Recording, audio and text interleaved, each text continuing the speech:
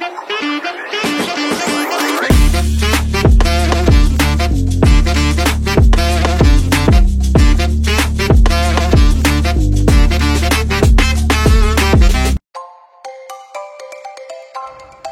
আছি উত্তর পূর্ব ভারতের মিজোরাম রাজ্যে। আজকে দেখুন মিজোরাম সিরিজের তৃতীয় পর্ব। Good morning from Champhai. আমরা আছি আলফা হোটেলে। আমি সুস্মিতা আর আমার সাথে আছে Agni. Welcome to Mantas travel. এখন এই মুহূর্তে ব্যালকনিতে দাঁড়িয়ে রয়েছি। ব্যালকনি থেকে আমাদের এই ভিউটা দেখো, একদম আইজল থেকে কিন্তু অন্য রকম। আইজলে যেমন দূর থেকে দেখা যায় ব্যস্ত শহর, কোলাহল, লোকজন, এটা কিন্তু একদম নিরিবিলি জায়গা, একেবারে নিরিবিলি। দূরে দেখা যাচ্ছে ভ্যালি ভিউ, চাষ হচ্ছে, জল পুকুরের মতো রয়েছে, ছোট ছোট বাড়িঘর দূরে চলে যাচ্ছে, যানবাহন, খুব শান্তশিষ্ট নিরিবিলি জায়গা। চারিদিকে পাহাড়ে ঘেরা, মেঘে ঢাকা একটা জায়গা।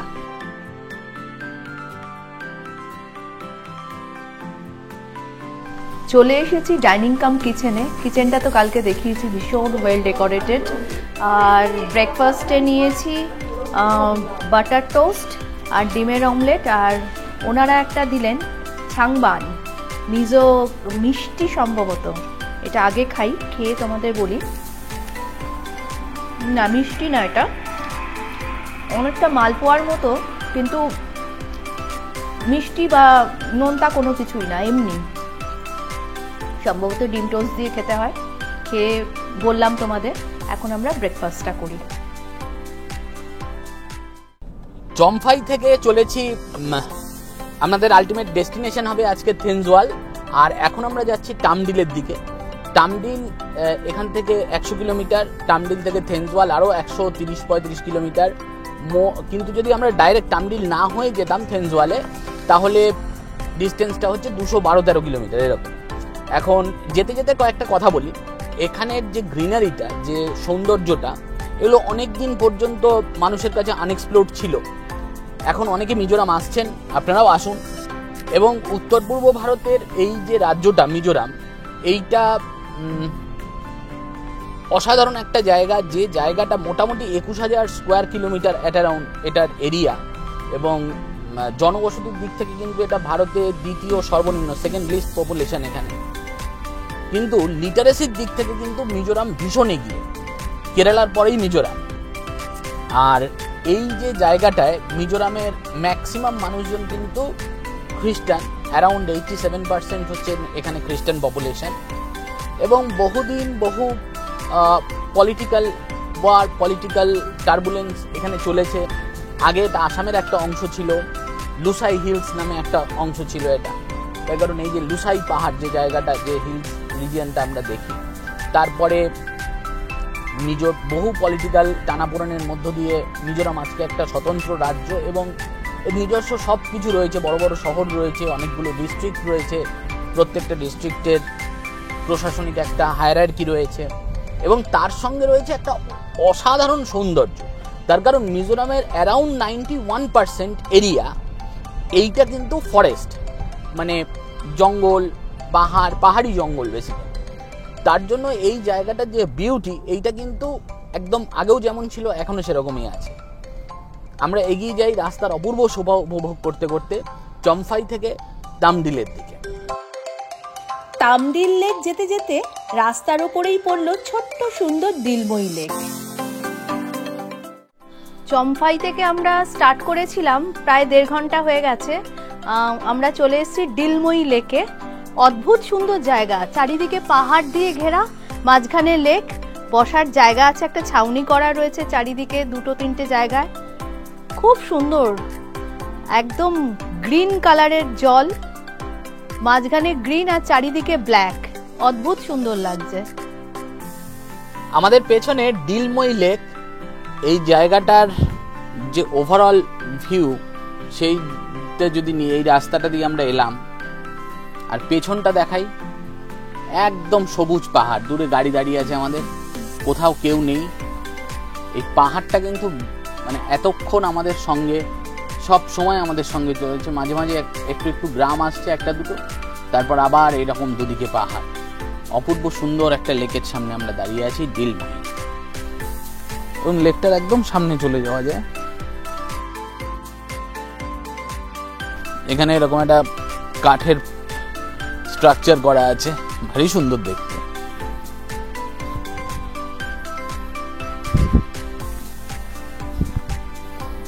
এখানে সিঁড়ি করা আছে। ডিলমহি লেক দেখে আমরা এবার স্টার্ট করলাম টামডিল লেকের দিকে। এখান থেকে ডিস্টেন্স হচ্ছে 40 কিলোমিটার।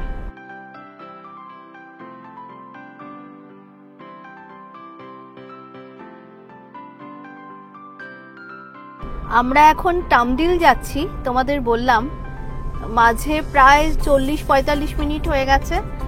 এই যে 40-45 মিনিটে লোকজন কিচ্ছু নেই, একদম নিঝুম জায়গা, মানে জনমানবহীন জায়গা একটা। মাঝে মধ্যে দু একটা গাড়ি দেখতে পাচ্ছি, হুশ করে চলে যাচ্ছে, এই অবধি। আর আরেকটা কথা বলার, যে এক স্পট, তোমরা যদি স্পট দেখতে চাও যে হ্যাঁ এক স্পট থেকে আরেক স্পট যাব, এমনি প্রকৃতি এখানে উজাড় করে দিয়েছে, পুরো গ্রিন গ্রিনে গ্রিন। মাঝখান দিক দিয়ে চলেছি কালো রঙের পিচ ঢালা রাস্তার মধ্যে দিয়ে। কিন্তু স্পট হিসাবে যদি তোমরা জানতে চাও, দেখতে চাও, একটা স্পট থেকে আরেকটা স্পট কিন্তু প্রচুর দূর, মানে মোটামুটি 2-2.5 ঘন্টা কম করে লাগছে।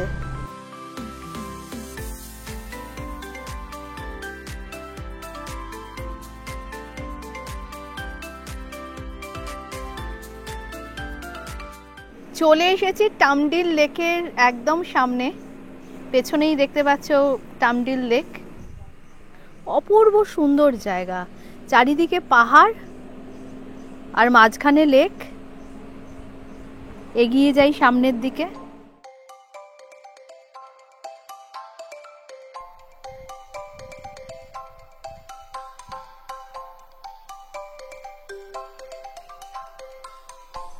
এখানে লেখা আছে ওয়েলকাম টু টামডিল ওয়েটল্যান্ড। আমরা দাঁড়িয়ে আছি টামডিল ওয়েটল্যান্ড, যে জায়গাটা এখানে লেখা দেখছি আইজল থেকে 85 কিলোমিটার। এই পাশেই হচ্ছে পুরো লেকটা দেখা যাচ্ছে, পাহাড়ে ঘেরা লেকটা, ছোট লেক কিন্তু ভীষণ সুন্দর দেখতে। আর এই যে জায়গাটায় আমরা এলাম চম্ফাই থেকে ডিস্টেন্স হচ্ছে 100 কিলোমিটার। এই টামডিলটা কিন্তু সাইচুয়াল ডিস্ট্রিক্টে পড়ে, মিজোরাম। আমরা চম্ফাই ডিস্ট্রিক্ট থেকে সাইচুয়াল ডিস্ট্রিক্টে ঢুকে গেছি। এবং এই জায়গাটা কিন্তু একটা ভীষণ রকমের ইম্পর্টেন্ট বায়োডাইভার্সিটির জায়গা। প্রায় 400 রকমের ফ্লোরা অর্থাৎ উদ্ভিজ্জ স্পিসিস রয়েছে এখানে, এবং বহু রকমের ছোটখাটো প্রাণী, মাছ ইত্যাদি রয়েছে এই ওয়েটল্যান্ডটার মধ্যে। আর টামডিল, এই টামডিল কথাটা সম্বন্ধে একটা কথা বলে রাখি।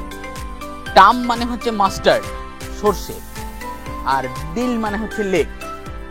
এই টামডিলের উৎপত্তি সম্বন্ধে একটা লোককথা রয়েছে, সেই লোককথাটা আমরা যেতে যেতে একটু বলে দিই। টামডিল ওয়েটল্যান্ডের মধ্যে আমরা ঢুকছি, যেটা বলছিলাম যে টাম মানে সর্ষে, মাস্টার্ড। এখানে এক দম্পতি থাকতেন, যে দম্পতির হাজবেন্ডের একটা প্রিয় সর্ষে গাছ ছিল। তিনি মারা যান এবং তিনি তার স্ত্রীকে বলেছিলেন সেই সর্ষে গাছটাকে যেন ভালোভাবে লালন পালন করা হয়।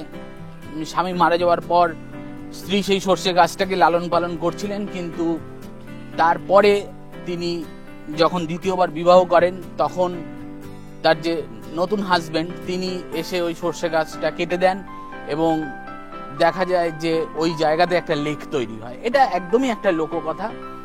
আর জিওলজিক্যাল মত অনুসারে এই জায়গাটা একটা হেভি রেইনের ফলে একসময় তৈরি হয়েছিল। এইখানে দেখতে পাচ্ছি টামডিল ওয়েটল্যান্ড ইন্টারপ্রিটেশন সেন্টার, জানি না খোলা আছে কিনা। পুরো পরিবেশটা কিন্তু দারুণ, একটু ঘুরে আসি। এই টামডিল ওয়েটল্যান্ড ইন্টারপ্রিটেশন সেন্টার, এটা কিন্তু এখন বন্ধ আছে, তবে জায়গার পরিবেশটা ভীষণ সুন্দর। এখানে দেখতে পাচ্ছি একটা লেবু গাছে প্রচুর লেবু হয়ে আছে, ভর্তি লেবু একদম। এখানে বেশ কিছু বসার জায়গা করা আছে।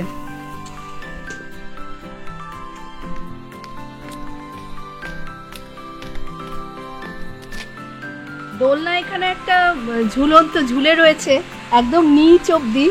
জানি না কারা এখানে দোল খায়। আমি চেষ্টা করেছিলাম কিন্তু প্রচন্ড ভয় লাগছে। বৃষ্টি নেমে গেছে, বৃষ্টি আমরা দেখছিলাম, দারুণ। এই বৃষ্টির মধ্যে ডামডিল ওয়েটল্যান্ড, ডামডিল লেক সবকিছু মিলে একটা অপূর্ব সৌন্দর্য। দাঁড়িয়ে আছি ডামডিল লেকের সামনে। এই মনোরম পরিবেশ, সুন্দর দৃশ্যের মধ্যে যদি থাকতে চাও তোমরা, পাশেই আছে ডামডিল রিসর্ট। এখানে এসে তোমরা থাকতেই পারো, আগে থেকে বুকিং করে নিতে হবে।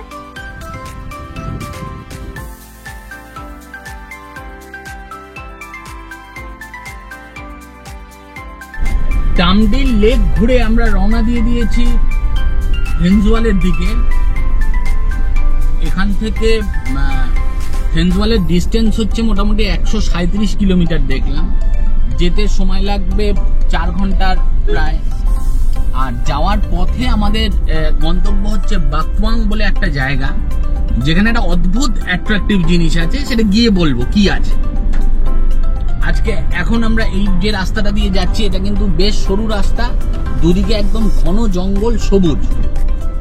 পথে যেতে যেতে এক জায়গায় থামলাম আমরা, পাহাড়ি গ্রাম। এখানে আমরা কিছু খাওয়া দাওয়া করব। সবাই হাই হ্যালো বলছে। আমরা দাঁড়িয়েছি রিন রিন হোটেলে, রেস্টুরেন্টে, রিন রিন রেস্টুরেন্ট। প্রচন্ড মেঘ করেছে, মেঘ উড়ে যাচ্ছে, পাহাড়ি গ্রাম, খুব সুন্দর লাগছে। ওয়েদারটা একদম দুর্দান্ত ওয়েদার। আজকের লাঞ্চে চাউমিন, যেরকম আমাদের ওখানে দেখতে হয় সেরকমই। কালকে সারাদিনই আমরা মিজো খাবার খেয়েছি, রাতেও মিজো থালি খেয়েছি, অসাধারণ লেগেছে। আজকে এক্সপেরিমেন্টাল কিছু খাচ্ছি না। চাউমিনের সঙ্গে কিন্তু একটা স্যুপ দিয়েছে একটা বাটিতে করে, আর সঙ্গে চাটনি, প্রচন্ড ঝাল লঙ্কার আচার। এটা এখানে কিন্তু সব খাবারের সঙ্গে সার্ভ করা হয়। এই লঙ্কার আচারটা সব খাবারের সঙ্গে সার্ভ, আর খুব ঝাল। স্যুপটা খেয়ে দেখি।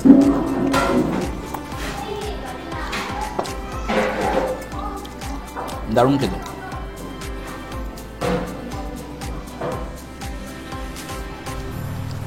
আচারটা কিন্তু মারাত্মক ঝাল, মোটামুটি পুরো চাঙ্গা করে দেবে এই আচারটা খেলে। একটু জিদান নিয়েছে চাউ সাতুই লেই। এটা বেসিক্যালি একটা চাউমিন, মানে স্যুপের মধ্যে দেওয়া, এর সঙ্গে পর্ক দেওয়া আছে। এখানে মেনু কার্ডটা একটু দেখাই। চাউ 50 টাকা, চাউ সেতিউ লেই হচ্ছে 70 টাকা, ফ্রাইড রাইস 50 টাকা। এখানে কয়েকটার মানে বুঝতে পারছি না। এগরোল 50 টাকা, কালকেও আমরা এগরোল 50 টাকা দিয়েই খেয়েছি। ওভারঅল এটা কিন্তু বেশ চিপ একটা জায়গা খাবার দাবারের জন্য।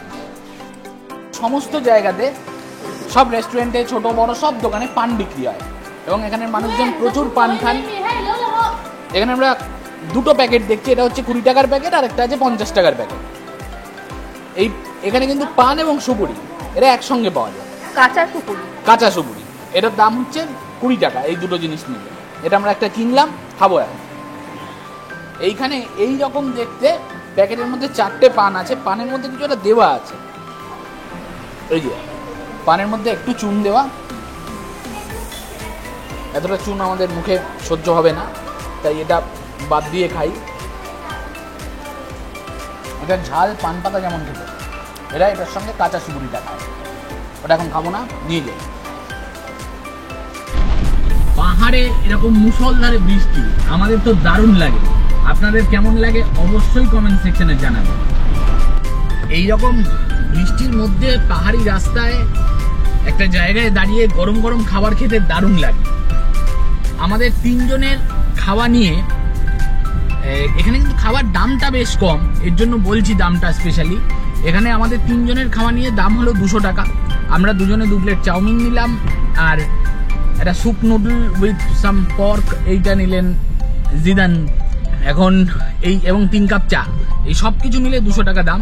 পান সুপারি এগুলো আমরা কিনলাম এর সঙ্গে আলাদা করে।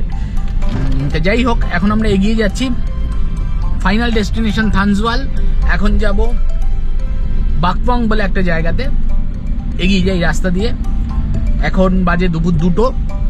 খুব সুন্দর একটা লাঞ্চ হলো আমাদের, সঙ্গে গরম গরম স্যুপ, দারুণ এনজয় করলাম খাওয়াটা। এখনো যারা ঘুরতে ভালোবাসেন বাঙালিরা কিন্তু অনেকেই মিজোরামকে পর্যটন মানচিত্রের একটা পার্ট হিসাবে জানেন না। তার কারণ অনেকে আমাকে বললেন এখানে আসার পরে যে মিজোরামে কি আছে সেখানে, কিন্তু মিজোরাম যে সত্যি এত অসাধারণ একটা জায়গা আমাদেরও অভিজ্ঞতা হয়েছে কয়েকদিন আগেই, যে বিভিন্ন ভিডিওগুলো দেখার পরে যে নর্থ ইস্টের আনএক্সপ্লোর্ড কিছু জায়গাকে আমরা এক্সপ্লোর করব, আপনাদের সামনে দেখাবো, এই উদ্দেশ্য নিয়েই আমাদের মিজোরামে আসা। সুতরাং এই ভিডিও দেখার পরে প্ল্যান করুন মিজোরামের। কোনো প্ল্যান রিলেটেড কোনো অসুবিধা হলে, কোয়ারি থাকলে অবশ্যই কমেন্ট করবেন, বা আমাদের ফেসবুক লিঙ্ক বা ইনস্টাগ্রাম লিঙ্ক দেওয়া আছে, সেখানেও জানাতে পারেন। আমরা যতটা সম্ভব হেল্প করব, তার কারণ মিজোরামের এই প্ল্যানটা আমরা সম্পূর্ণ নিজেরা করেছি, বিভিন্ন ভিডিও দেখে, বিভিন্ন ম্যাপ দেখে। সুতরাং যেটুকু পারবো আমরা নিশ্চয়ই আপনাদের গাইড করার চেষ্টা করব। জিদান মন দিয়ে গাড়ি চালিয়ে যাচ্ছে আর আমরা এগিয়ে যাচ্ছি থেন্সওয়ালের দিকে। আজকে কিন্তু আমাদের সব থেকে লম্বা পথ এই কয়েকদিনের মধ্যে, মোটামুটি 240 কিলোমিটারের কাছাকাছি রাস্তা আমাদের অতিক্রম করতে হচ্ছে টোটাল। সকালবেলা আমরা বেরিয়েছি, পৌঁছাতে পৌঁছাতে সন্ধে হয়ে যাবে। এখানে মানে মিজোরামে কিন্তু লোকাল ট্রান্সপোর্টের জন্য এরকম সুমো আছে, যেমন আমরা দেখছিলাম চমফাই টু আইজল, এইখানে যেমন একটা সুমোতে দেখছি লেখা আছে সার্চিপ থেকে আইজল। এখন এই সার্চিপ হচ্ছে সার্চিপ ডিস্ট্রিক্টের বড় শহর, আমরা সার্চিপেই যাব, তার কারণ থেন্সওয়াল হচ্ছে সার্চিপে। এইগুলো কিন্তু পাবলিক ট্রান্সপোর্টের একটা মাধ্যম। এখানে সুমোতে করে মানুষজন লোকাল ট্রান্সপোর্টের একটা হিসাবে সুমোতে করে এক জায়গা থেকে আরেক জায়গায় যাতায়াত করেন।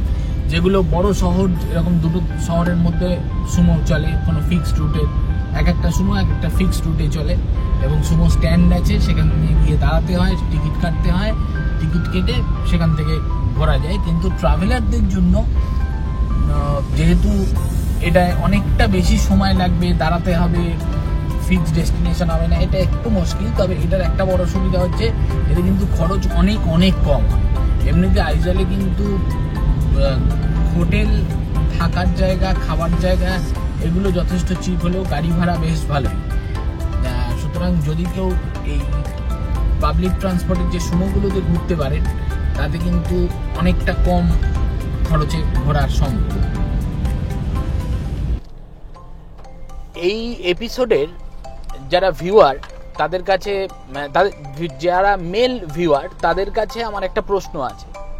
সেটা হচ্ছে, যদি হঠাৎ করে সমাজে এখন বহুবিবাহ প্রথাকে স্বীকৃতি দেওয়া হতো, তাহলে আপনারা কটা বিয়ে করতেন? আমার মনে হয় না কারোর খুব একটা আবার বিয়ে করার ইচ্ছা বা অনেকগুলো বিয়ে করার ইচ্ছা থাকতো বলে। কিন্তু এর ব্যতিক্রম ঘটেছিল মিজোরাম শহরে, মিজোরাম রাজ্যের বাকওয়াং বলে একটা জায়গাতে। জিওনা চানা বলে এক ভদ্রলোক, তিনি টোটাল 39টা বিয়ে করেছিলেন। এই চানা পল কমিউনিটির একটা এখানে বহু বিবাহ এবং পরিবারকে বড় করার একটা প্রথা রয়েছে। তা তিনি এই কমিউনিটিটার মধ্যে একজন ব্যক্তি। বাকওয়াং বলে যে জায়গাটায় তিনি থাকতেন, 2021 সালে তিনি মারা গেছেন 76 বছর বয়সে। বিভিন্ন লিটারেচারে বিভিন্ন, কোথাও 38, কোথাও 39 তার স্ত্রীর সংখ্যা, এবং 98 হচ্ছে তার ছেলেমেয়ের সংখ্যা, এবং গ্র্যান্ডসন গ্র্যান্ডডটার মিলে আরো 34-35 জন, মোট 174 জন একটা সময় এই বাড়িটাতে থাকতেন। 100টা ঘরের একটা প্রাসাদ দেন, মোটামুটি সাইজের একটা বাড়ি তার রয়েছে। এখন আমরা যাচ্ছি সেই বাড়িটাকে দেখতে, যে বাড়িটাকে নিয়ে বহু তথ্যচিত্র হয়েছে, এই ভদ্রলোককে নিয়েও বহু তথ্যচিত্র, বহু কাজ হয়েছে। জিওনা চানা, যিনি পৃথিবীর সব থেকে বড় পরিবারের হেড অফ দ্য ফ্যামিলি ছিলেন। আজকে আমরা যাব তার বাড়িটাকে দেখতে। চলুন আমাদের সঙ্গে বাকওয়াং ভিলেজে।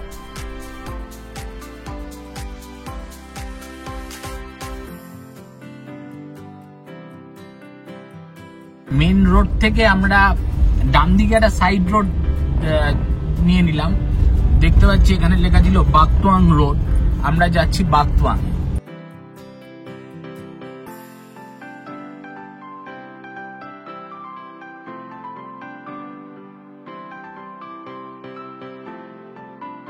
এই যে বাড়িটা দেখতে পাচ্ছি আমরা সামনে, এটা হচ্ছে যার কথা বলছিলাম, মিস্টার জিওনা 2021-এ মারা গেছেন। তার পরিবার রয়েছে এখানে, বিশাল একটা বাড়ি, প্রায় 100টা ঘর রয়েছে এই বাড়িটার মধ্যে। এটা হচ্ছে সেই বাড়িটা, পৃথিবীর বৃহত্তম পরিবার।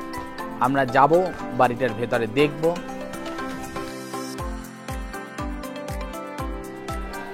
আমরা ঢুকে পড়েছি পৃথিবীর সব থেকে বড় ফ্যামিলির মধ্যে, ফ্যামিলির যে বাড়িটা তার মধ্যে। চারিদিকটা দেখাই, অনেক মানুষজন এখানে থাকেন। ওপরে সিঁড়ি উঠে গেছে, সিঁড়ি দিয়ে ওপরে গেলে বিভিন্ন ঘর আছে। এটা হচ্ছে একটা বড় ডাইনিং রুম। এখানে বোঝাই যাচ্ছে এত মানুষ আছেন, প্রতিনিয়তই একটা নেমন্তন্ন বাড়ির মতো খাওয়া দাওয়া হয়। এখানে বিশাল কিচেন আছে, সেখানে রান্না বান্না চলছে। পৃথিবীর সব থেকে বড় পরিবারের বাড়িতে এসেছি, চারিদিকটা দেখছি প্রচুর লোকজন। দেখালাম বিশাল রান্নাঘর, বিশাল খাওয়ার জায়গা। এটা অফ টাইম, প্রবাবলি সবার লাঞ্চ হয়ে গেছে, তার জন্য এখন জায়গাটা ফাঁকা। বাইরে বেশ কিছু লোকজন ঘুরে বেড়াচ্ছেন, প্রচুর বাচ্চারা আছে এখানে। এবং এই জায়গাটা কিন্তু মানে প্রকৃতিটা কিন্তু দারুণ। এখানে দেখতে পাচ্ছি মেঘ খুব জোরে উড়ে যাচ্ছে। বাড়ির বাইরেও বেশ কিছু ছেলেমেয়েরা বসে আছেন। এইটা হচ্ছে বাড়িটা, আরেকবার দেখিয়ে নিই। এটা কিন্তু অদ্ভুত একটা অভিজ্ঞতা। বহু জায়গায়, বহু ইন্টারন্যাশনাল চ্যানেলেও এটার তথ্যচিত্র হয়েছে এই ফ্যামিলিকে নিয়ে। একটু আগে দেখলাম এই গাড়ি করে এই জিওনা পরিবারের মালপত্র, খাবার দাবার সব কিছু এলো। প্রচুর মানুষজন এখানে, প্রচুর মানুষজন বেরোচ্ছেন, ঢুকছেন, দেখতে পাচ্ছি। আমরা এই জিওনা পরিবারের একজন মেম্বারের সঙ্গে কথা বললাম, পরিচয় করলাম। ওনার নাম হচ্ছে মিস্টার রামথারা। কথা বলে এবার আমরা আবার চলে যাব থেন্সওয়ালের দিকে। এটা কিন্তু একটা অন্য রকমের অভিজ্ঞতা, যে পৃথিবীর সব থেকে বড় পরিবার, যে পরিবারকে নিয়ে বহু কাজকর্ম, বহু তথ্যচিত্র হয়েছে, সেখানের ইতিহাসটাকে একবার ঘুরে দেখা। জিওনা ফ্যামিলির বাড়ির সামনেটা দেখাচ্ছিলাম, ভীষণ সুন্দর পরিবেশ। এবং সামনেই কিন্তু একটা জায়গা আছে যেখান থেকে একটা খুব ভালো ভিউ পাওয়া যাবে। একটু আগে বৃষ্টিটা থেমেছে, তার জন্য এখন খুব সুন্দর একটা ভিউ পাওয়া যাবে। ভিউটা একটু দেখাই। এই দিকে হচ্ছে গ্রামটা, যে গ্রামে আমরা এসেছি।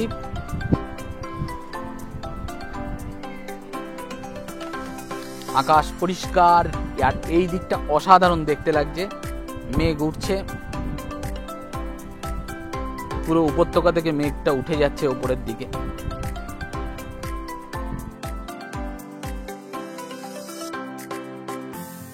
কেমন লাগলো সব থেকে বড় পরিবার দেখে? দারুণ দারুণ। ভেতরে একদম কর্মযজ্ঞ চলছে, বিশাল বড় বড় হাঁড়ি কড়াই, তাতে রান্না হচ্ছে।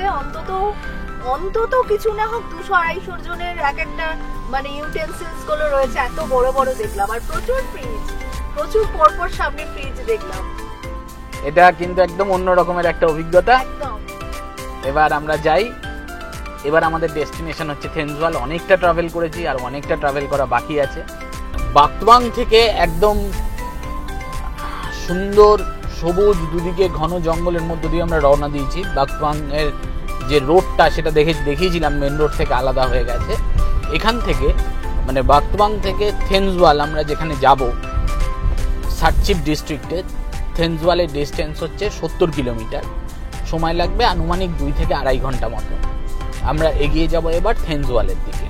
আমরা এখন একটা ব্রিজের ওপর দাঁড়িয়ে রয়েছি। নিচে বয়ে যাচ্ছে মাঠ রিভার। একটু আগেই বৃষ্টি হয়ে গেছে, তাই নদী প্রচুর খরস্রোতা এখন। মাঠ রিভারের যে ব্রিজটা ওপর দিয়ে গেছে, এই ব্রিজটা ক্রস করে আমরা প্রবেশ করলাম এখন যে জায়গাটায়। সেই জায়গাটা হচ্ছে থেন্সওয়াল ফরেস্ট রেঞ্জের মধ্যে। লেখা দেখলাম, welcome Thenzawl forest range, welcome to Thenzawl forest range. এই জায়গাটায় ঢোকার পরে কিন্তু জায়গাটা মনে হচ্ছে জঙ্গল আরো বেশি, সবুজের ঘনত্ব আরো বেশি। চলে এসেছি থেন্সওয়ালে, ঢুকতেই দুটো সুন্দর সুন্দর চার্চ দেখতে পেলাম, দূরে দেখতে পাচ্ছি আরেকটা চার্চ। এখানে আমরা থেন্সওয়াল মার্কেট এরিয়াতে যাব, তারপর যাব আমাদের হোটেল থেন্সওয়াল ওয়েলনেস সেন্টারে। দুদিকে একদম ঘন জঙ্গলের মধ্য দিয়ে এগিয়ে যাচ্ছি। আমাদের যে থাকার জায়গাটা আছে সেইখানে জায়গাটা কিন্তু একদম জঙ্গলের মধ্যে। আমরা চলে এসেছি এখানে থেন্সওয়াল ওয়েলনেস সেন্টার। দেখলাম এই জঙ্গল পেরিয়ে এখানটায় আসতে হয়, দুদিকে কিচ্ছু নেই, মাঝে এই প্রপার্টিটা রয়েছে।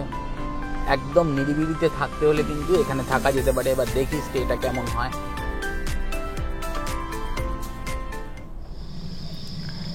আমাদের কটেজ পেছনের দিকে, নিচেও রয়েছে, আলো জ্বলছে।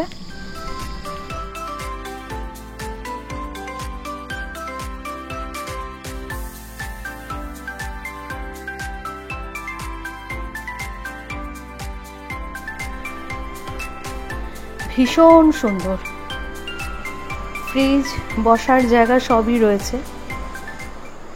খানিকক্ষণ রেস্ট নেওয়ার পর আমাদের ইভিনিং স্ন্যাক্স চলে এসছে। ইভিনিং স্ন্যাক্সে আমরা দিয়েছি চা, দিয়েছি অর্ডার করেছি ফ্রেঞ্চ ফ্রাই, স্যালাড, আর দিয়েছে চিকেন পকোড়া। এগুলো এখন খাবো, একটু রেস্ট নেব, আবার তোমাদের সঙ্গে দেখা হবে একটু বাদে। আমরা এখন থেন্সওয়ালে আছি, আগেই বলেছি তোমাদের। আজকে আমরা বসেছি ক্যান্ডেল লাইট ডিনার করতে। কারণটা তোমাদের বলে দিই, কারেন্ট অফ, অপশন নেই কোনো, তাই ক্যান্ডেল লাইট ডিনারই করতে হবে। তো দিয়ে গেছে সবকিছু, খাওয়ার দাওয়ার, ডিনার আমাদের। প্রথমেই দেখাই এইটায় কি আছে, দেখি তো এটা কি আছে। এটা স্টিকি রাইস আছে, স্টিকি রাইস, একটা বিশাল বড় ক্যাসারোল, ক্যাসারোলে বিভিন্ন বাটি দেওয়া রয়েছে, ডাল রয়েছে, বিনস সেদ্ধ রয়েছে, একটা চিকেনের কারি রয়েছে, আর একটা পর্ক কারি রয়েছে। এটা হচ্ছে এখানে।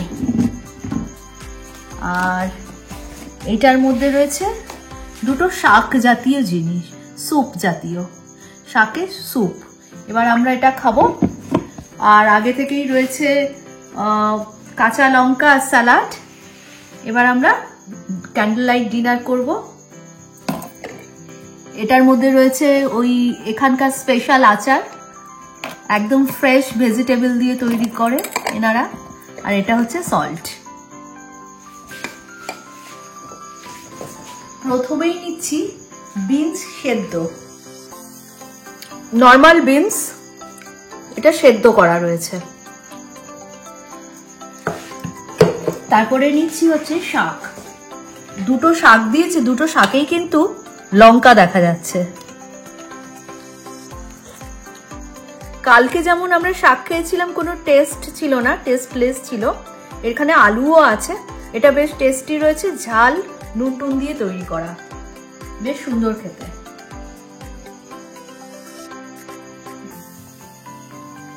লাউ শাক, এটা দিয়েছে চিকেন, চিকেন কষাটা ভীষণ ভালো, একটু গ্রেভি নিলাম, বেশ ভালো। সন্ধ্যেবেলা চিকেন পাকোড়া নিয়েছিলাম। আর ডাল,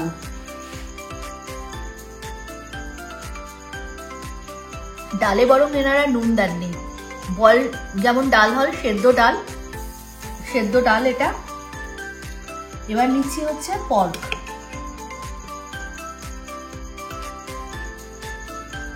খুব ভালো ঝাল, বেশ ভালো পর্ক। এবার আমরা স্টিকি রাইস দিয়ে সবকটা নিয়ে খাবো। লোডশেডিং আগেই বলেছি, আবার তোমাদের সঙ্গে দেখা হচ্ছে কালকে। আমাদের এই ব্লগটা তোমাদের কেমন লাগলো জানিও, ভালো লাগলে লাইক, শেয়ার এন্ড কমেন্ট করবে। আর যারা এখনো তোমরা আমার চ্যানেলটা সাবস্ক্রাইব করোনি, অবশ্যই সাবস্ক্রাইব করে দেবে। টাটা, ভালো থেকো।